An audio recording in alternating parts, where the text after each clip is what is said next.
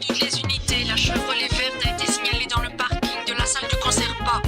Zebra 3, passez par l'entrée du marché. Un motard vous attend.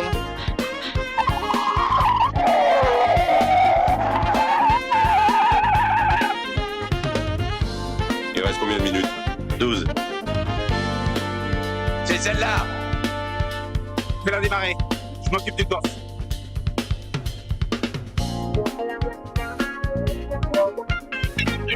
Aujourd'hui, on ne va pas simplement parler du déclin de la série Starsky Hutch. On va parler de quelque chose de beaucoup plus intéressant. Comment une série culte a progressivement détruit tout ce qui faisait sa force. Comment une œuvre peut perdre son identité à force de vouloir plaire à tout le monde. Parce que le vrai problème de Starsky Hutch, ce n'est pas simplement la baisse d'audience, c'est la perte de son ADN. Ah, on l'a embarqué à l'université il y a 1 an. Je m'en souviens très bien. Il me semble aussi qu'il avait attaqué des vieilles dames et des banques. C'était un malade, et lui, il m'aimait pas. Voilà, Al Weddell. Mais qu'est-ce que tu fais encore? J'essaye de rendre ce tas de ferraille un peu plus habitable. Plus habitable? Mais oui, et tu gardes n'importe quoi. Bonjour, bienvenue, c'est Laurent Morphose. Merci à tous ceux qui font vivre la chaîne avec les abonnements, les likes, les partages, les commentaires et maintenant les boosts. Et si tu n'es pas encore abonné, eh bien n'hésite pas à nous rejoindre, je compte sur toi. On vous a jamais dit que vous aviez un regard qui vous chavire. Suivez-moi. Je lui ai pas soufflé.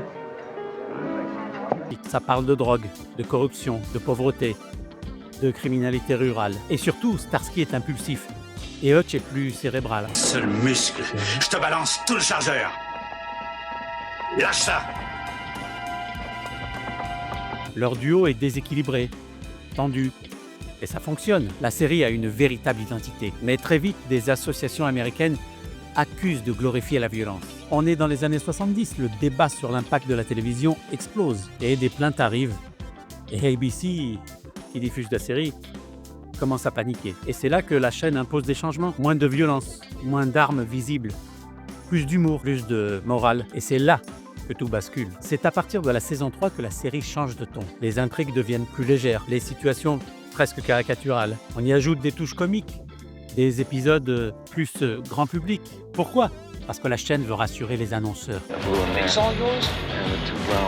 You didn't have this money when we got back. Yes, I did. Who's the guy with the hat? His name is Voodoo? You mean like Hocus Pocus, you're dead? yeah. Look, what I'd like to ask you about is these voodoo dolls. About these dolls. You mean he was scared to death? Well, that's swell, but about these voodoo dolls. Cool down, please, Stas. Well, what is it with her? What is her problem? Don't let her get to you. You're dangerous, Lenny. Can we please get out of here? Would you let me go?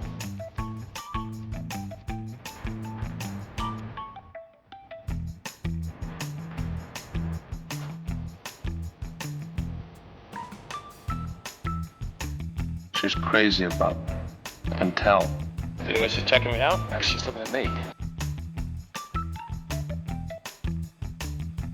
What did I tell you? What?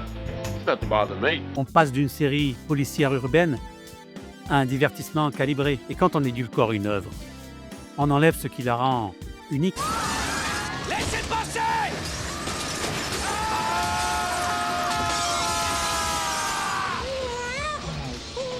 C'est magnifique! L'arme fatale 4. Hé, Rix, qui est le suspect? Tu vois un black à l'arrière d'une voiture de police et comme ça je suis suspect? Vise l'insigne, vise le flingue. Ok. Permis de conduire, carte grise, échantillon d'urine. Parce que Starsky Hutch, c'est quoi? Une série policière réaliste? Une body-série humoristique? Un produit marketing? À force de vouloir plaire à tout le monde, la série ne sait plus ce qu'elle est. Et le public le ressent. L'authenticité disparaît. Les personnages deviennent plus lisses, moins conflictuels et, de par le fait, moins intéressants. Paul Michael Glaser lui-même critique la direction prise. Il veut moins de glorification des armes, mais il ne veut pas non plus que la série devienne superficielle. Il est coincé entre la vision artistique et les exigences commerciales. Et cette tension se ressent à l'écran. Et quand les acteurs n'y croient plus, eh bien, le public n'y croit plus non plus. Eh bien, je n'y crois pas. En voulant protéger son image, la série a affaibli son impact. Elle est devenue plus acceptable, mais moins marquante. Et à la fin des années 70, le public commence à préférer des séries plus assumées.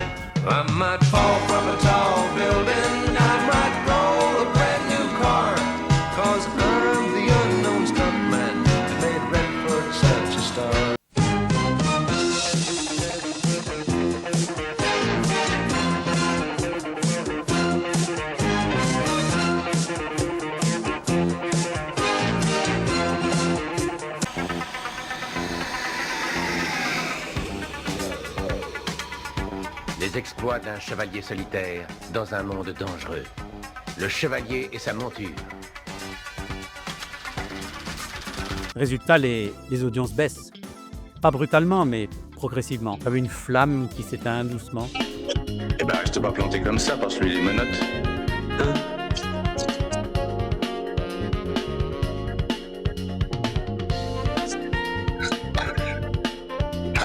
Starsky et Hutch, c'est un cas d'école. Quand une série change trop son ADN, elle perd de son âme. Vouloir plaire à tout le monde, c'est le début de la fin. N'est-ce pas?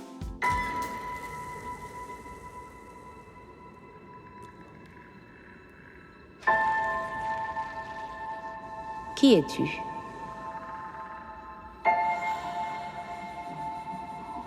Personne.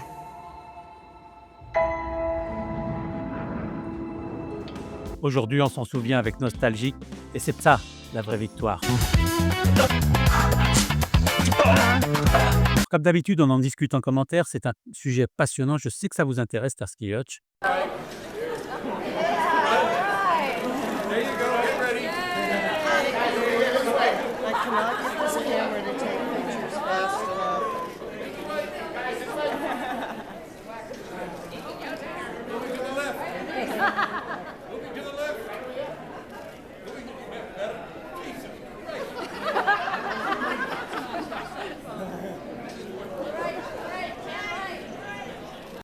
Merci d'avoir regardé la vidéo jusqu'au bout.